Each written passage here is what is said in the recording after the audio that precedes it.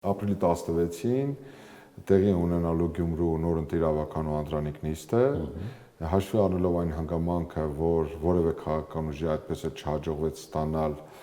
գյումրեցիների վստահության 50 եւ ավելի տոկոսի ձայնը, որը հնարավորություն կտար միանձնյա ձևավորել քաղաքային համայնքային իշխանություն եւ համայնքի ղեկավար, բնականաբար ըստ գործող ընտրական օրենսգիր սահմանադրական օրենքի կարգավորումների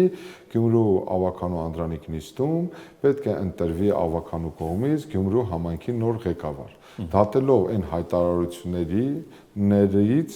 համաձայն որի 4 քաղաքական ուժեր հայտարարել են, որ առաջադրելու են Վարդան Ղուկասյանի թեկնածությունը, բայց ես առաջիններից մեկն էի, որ Այսինքն դա դեռ կասկածելի է։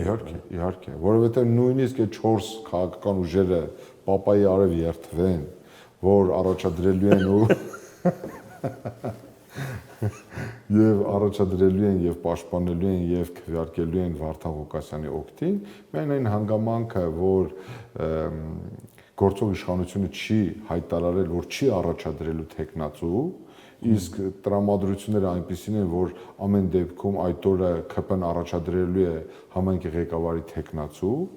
դատելով այդ զարգացումներից, նաև հաշվի առնելով նախկինում ունեցած որոշ նախադեպեր,